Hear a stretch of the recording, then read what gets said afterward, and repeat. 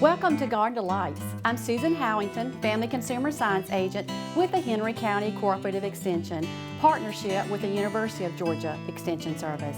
Today we're going to be talking about apples, and we're also going to hear from Frank Hancock, our Agriculture and Natural Resource Agent, and he's going to talk a little bit more about gardening. So we'll see you back in just a little bit on Garden Delights.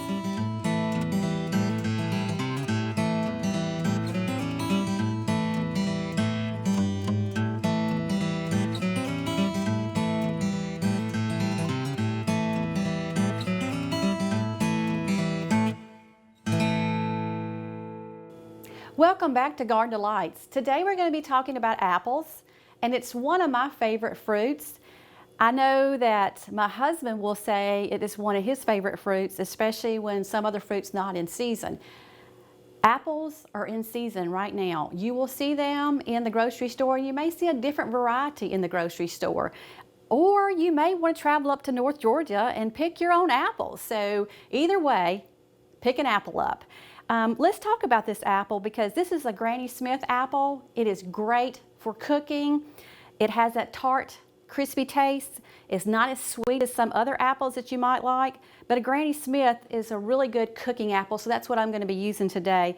Apples are fat-free, saturated fat-free. They are cholesterol-free, and this medium apple is about 80 calories, give or take, 80 to 90 calories. It is a wonderful source of fiber. It is 20% of your daily intake off of one apple. So if you're looking for something for fiber in your diet, an apple is a great choice. Now, when you're storing those apples, you want to make sure that you're storing those in a good place. But let's talk about that selection. So when you're at the grocery store, you have a choice of a lot of apples, and so it just really depends on what you're looking for. So when you're selecting your apples, you do want to make sure you're looking over the apple, make sure you don't see any bruises, because you don't want to pay your money for an apple that has bruises on it. So look for the bruises, look for any nicks on it, any color that's not good, because you want a firm, nice looking apple when you're buying it for the selection part of it. And when you're buying those on the side of a farmer's market or a place that you're traveling, make sure you ask them if they can see the bottom of those apples, because if they're in a container, you want to make sure you can see the bottom of them, because you want to make sure they're not any of them bruised, they all look good, because you're buying that whole basket of apples. So make sure you're looking at every apple. Same way with the grocery store. Now when you're selecting those apples, they need to be firm, because when you bring them home from the grocery store and you're going to store them, you want to put them in a dark place, and you want to in a cool dark place, and you want to make sure that you put them in the refrigerator. Is what we really recommend for you to do. If you don't want to put them in the refrigerator, then you want to make sure you don't keep them out too long, because they're going to get mealy on you and they won't be as crunchy as you like an apple to be as far as the crunch part of it. So when you're selecting those apples, look at them thoroughly. Make sure you're going to select good apples, bring them home. You can put them in a bowl for a little bit, but if you're not going to eat them in the next couple of days, put them in those refrigerators so you can prolong the use of that apple, because you can always eat an apple when it's cold, and if you need to, set it out just for a little bit to get the chill off, but it's best if we can keep them in the refrigerator, because they are going to keep fresher that way. When we come back, we're going to hear from Frank Hancock, our Agriculture and Natural Resource Agent. He's going to talk more about gardening, and then we'll come back and do our apple and sausage pie that we're going to be making later. So we'll see you back in just a little bit on Garden Delights.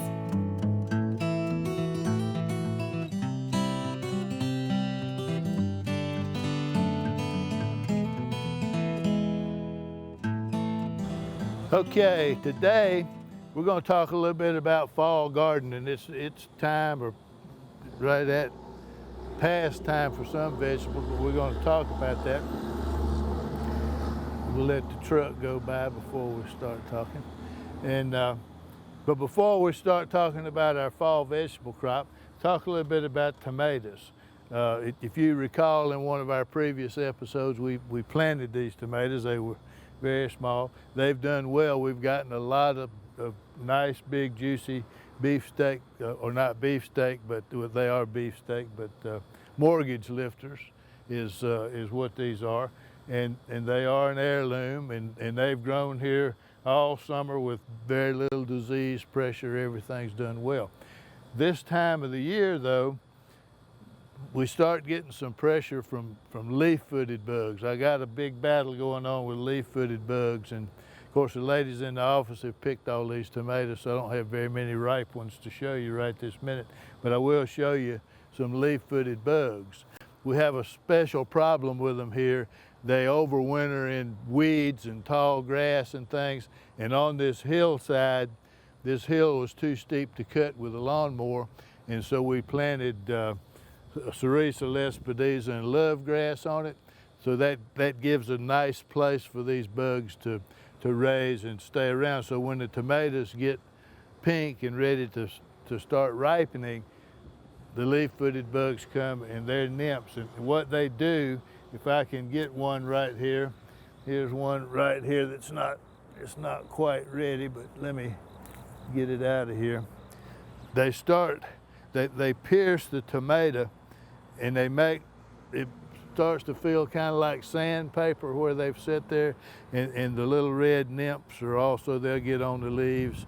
And I got a little bit of splitting going on. I hadn't had any splitting all summer until the rains came recently, and these that are planted in the ground here, they get a good dose of rain, and so the tomato develops almost to the point of getting ripe, and then it rains and the hull on it gets tough, and then it tries to grow again. You get a little bit of splitting, and that's what that is.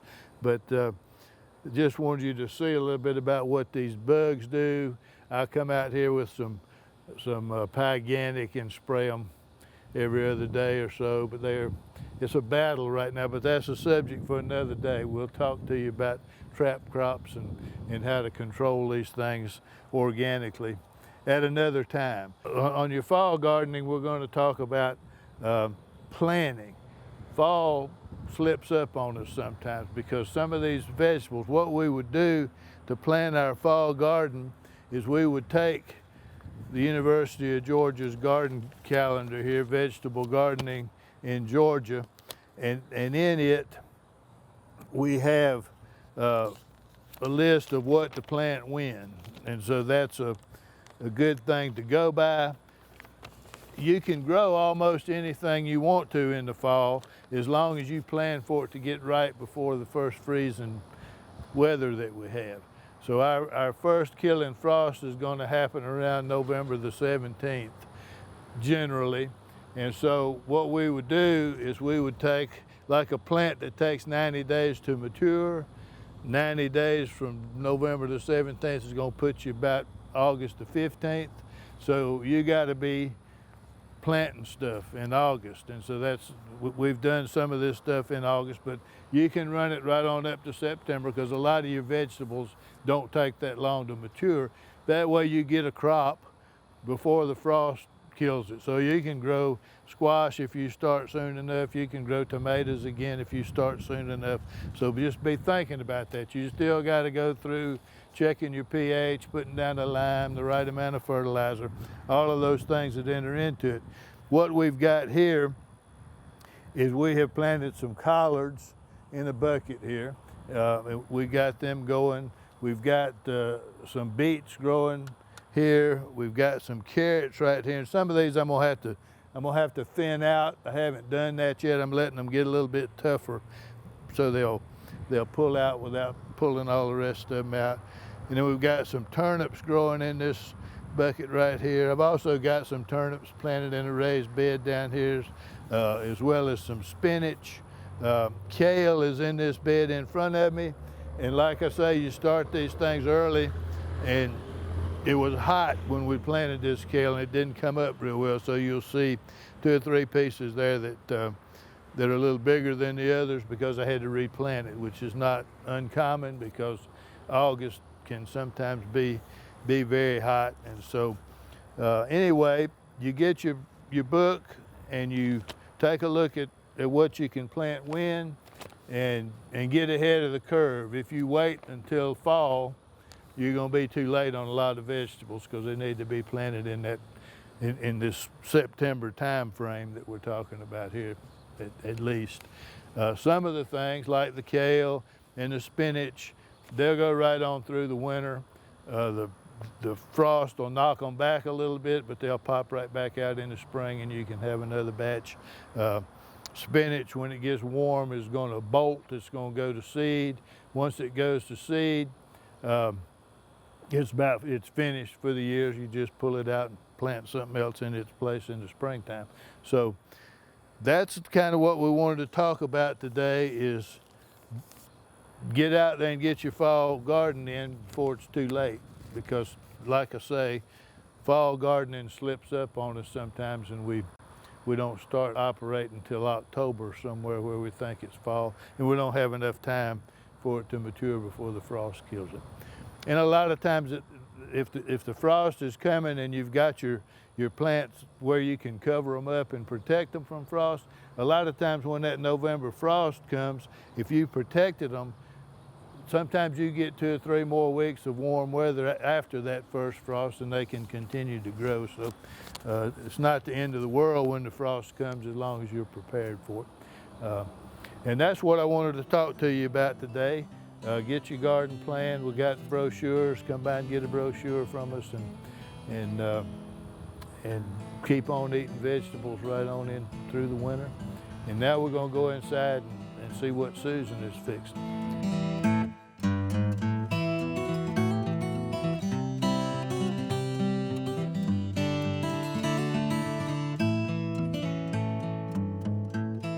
Today we're going to be talking about apples, and we're going to be making an apple sausage pie. This is going to be a simple recipe, but a little bit more steps, but it's really, really tasty.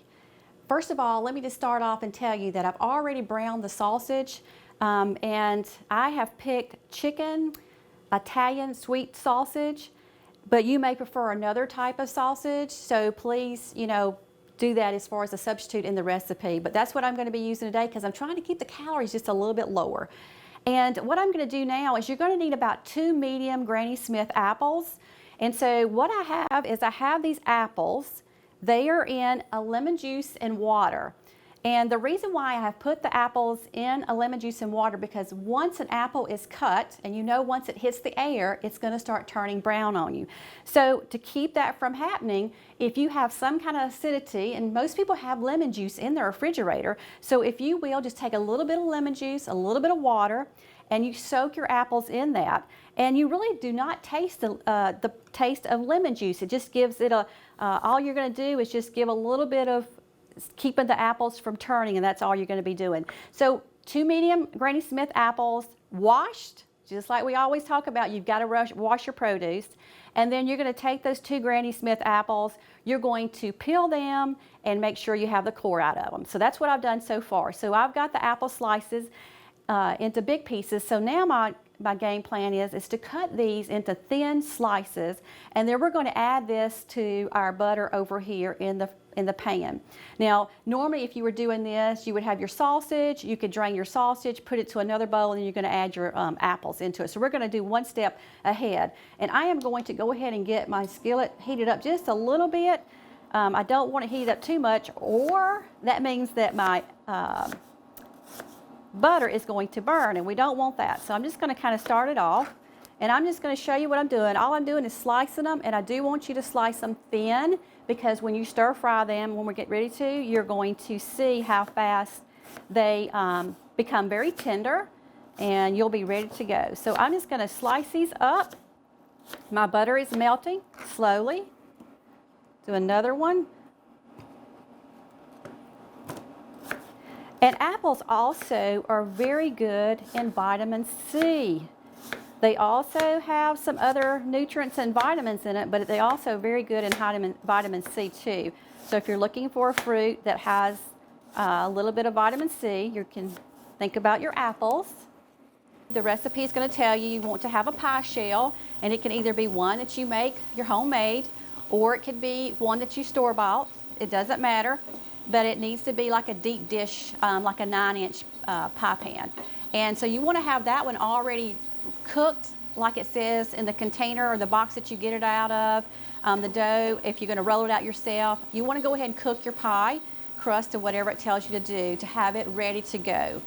And I will show you toward the end of those steps on how to do that. So you'll want your pie crust ready to go, because once all these steps are done, you're going to put this all into a pie crust and kind of layer it. My apples are getting tender, and that's what you want. You want it to be a little tender because you're only going to bake this dish for about 35 to 40 minutes depending on your oven. And the apples are getting softer. So I'm going to let it sit here just for a second. And one good thing about this recipe too, I know I used a little bit of butter to it, just to the apples to give a little flavor. But once they cook down, you'll realize you don't really have a whole lot of liquid in the apples, because it'll cook down really, really well. And so when we add it to the pie shell for the other parts of the recipe, you'll see that it will have not very much liquid at all to it. I am going to tell you a little bit more about, let me go ahead and move my garlic over here and tell you a little bit more about the recipe. The sausage is, you want to make sure you've cooked it before you put it into the pie shell. So whatever you pick out and prefer as far as your sauces, make sure you have cooked it before you put it in the pie shell. That's very important. Now what I do have over here, and I'll just go ahead and talk about this and I'll come back and stir my apples. This is 2 eggs, and they're already beaten. We also have 1/4 of a cup of feta cheese. We also have a cup of ricotta cheese, and we have 2 cups of shredded provolone cheese. And what's going to happen is I'm going to mix the 3 cheeses in with the eggs. And once I mix those together, that's going to be my top part of my apple and sausage pie. So I'm going to stir this just a little bit.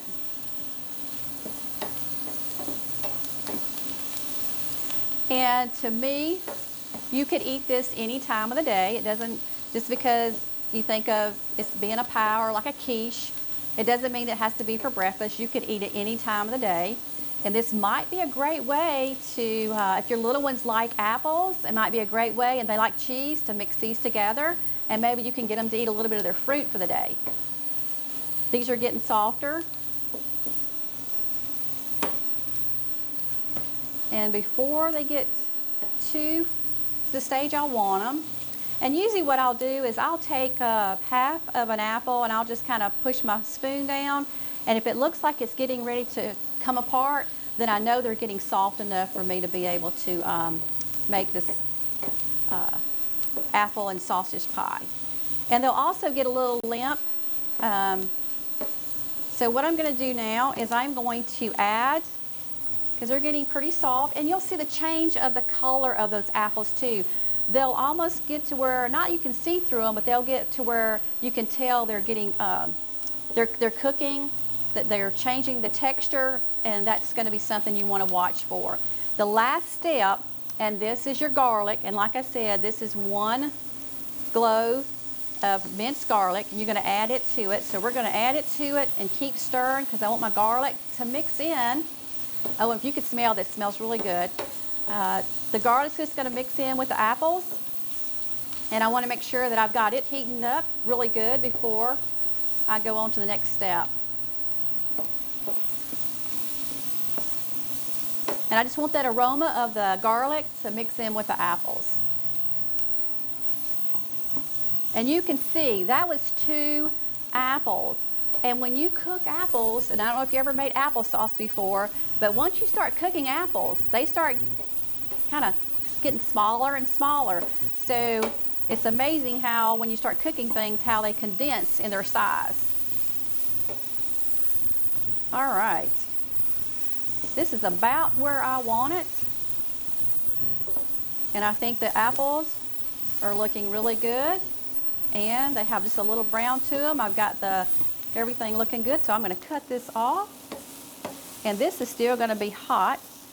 So I'm just going to keep it stirred just a little bit. And what I want to do now is I'm going to go ahead and I'm going to mix up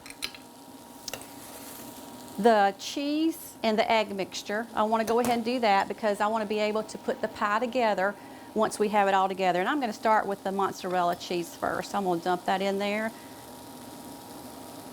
But I want to make sure I get every bit of that cheese. And then this is that 2 cups of provolone cheese shredded. This is 1 cup of ricotta cheese. And 1/4 of a cup of the feta cheese. And it's the crumbled up feta cheese.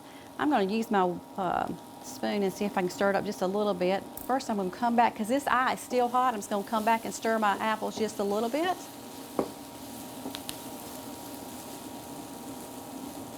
But they're looking really good.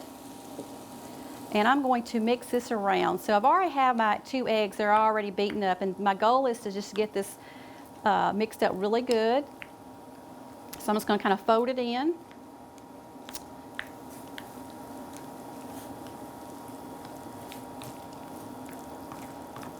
Get it all mixed up really good. And this is going to go on the top of the pie. So it kind of reminds me like scrambled eggs, you know, you got eggs and sausage and apples. But this is just a little different on the top part of it. So I just want to make sure that I get it really stirred up together. And you can see the ricotta cheese.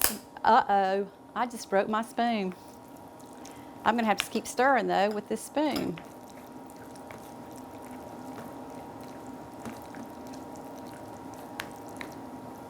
I just have a smaller spoon. Let's see if I can mix it just a little bit with this whisk.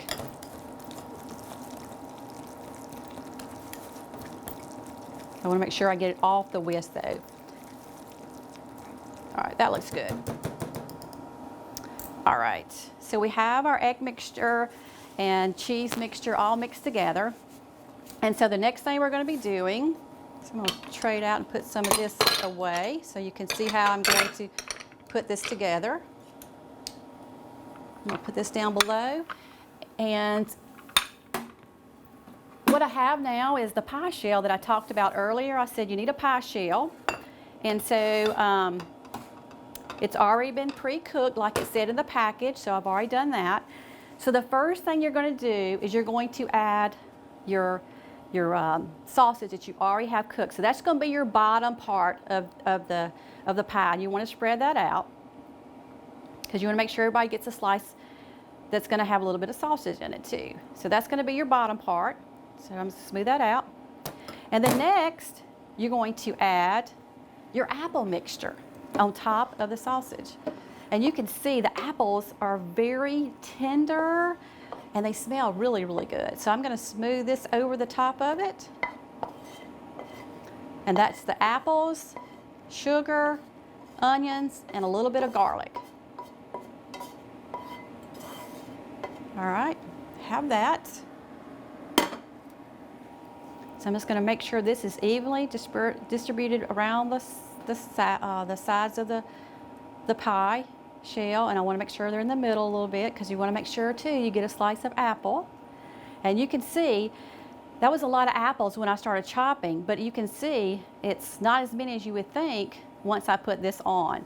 So the next thing we're going to do is I'm going to add the cheese mixture on top of this, and you need to have your oven preheated to 350. So make sure you have your oven heated up to 350, and you're going to end up cooking this around 35 to 40 minutes depending on your oven and how it cooks.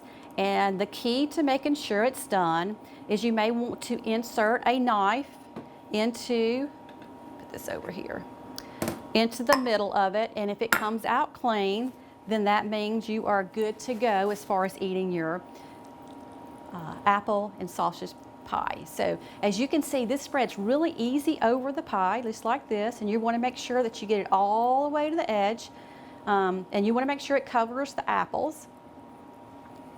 So it smooths really easy over. So I want to make sure I have it over all of it. And then I want to make sure it's even out too. If I see a little bit of apples, I want to make sure I spread it evenly. And that looks good to me. Might want to just move just a little bit over to that side. And that's your sausage, that's your apples and your cheese. So that's your apple and sausage pie. So what you'll do is you will take this pie, put it into your oven at 350, cook it for 30 to 40 minutes, and it just depends on your time. I always try to check it after 30 minutes, depending on my oven too. So just 30 minutes, check it. May have to go a bit longer. Like I said, insert the knife in the middle. If it comes out clean, you know your pie is ready to go. And we'll see you back in just a little bit on Garden of Lights, and Frank and I will be tasting this apple and sausage pie.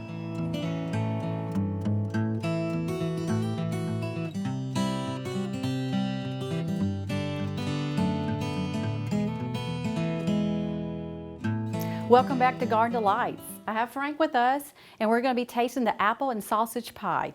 So Frank, Apple and I wondered what that was. You were wondering, weren't you? Pretty good. Apple and sausage pie. Yes, and it's going to be yummy. Yummy. You want a big piece? Yeah, big. Yeah, yeah. That's what I figured. You know, you can't sample something with a little piece. That's right. You got to have enough, and I hope you like cheese because this has got. Well, I think I can do it this way, Frank. Let's try this. It's got a lot of good cheese in it. Now, if my pie doesn't fall apart and I get this out looks like looking it's good. doing pretty good to me. All right, you have a pretty good piece there. Apple and sausage. And you know, I was talking about apples earlier, but about 3 apples make about a pound. So if people are looking for apples and they're trying to figure out what they need is for how many pounds to make applesauce or whatever, it's about 3 apples make 1 pound. You know, that's really good. Well, I am excited that you think it's good. John Chapman would be proud of you. You know who John Chapman is? I don't know who that is, Frank. Some people know him as Johnny Appleseed. Oh, I see who you're He talking went about. around and planted all the apple trees up there in Ohio and Pennsylvania.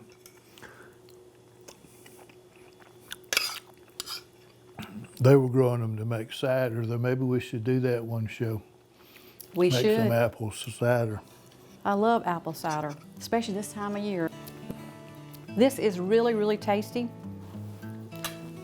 Check out the website for the recipe.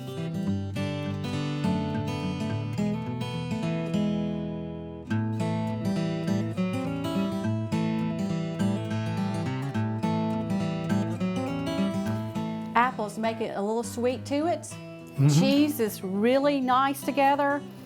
Texture-wise, as you see, it comes out really nice out of that pie shell. Put it in the refrigerator, have it the next day. I never thought about having sausage with my apples. There you go. You're getting your fruit in for the day. We'll see you back. Frank and I will see you back next time on Garden of Lights.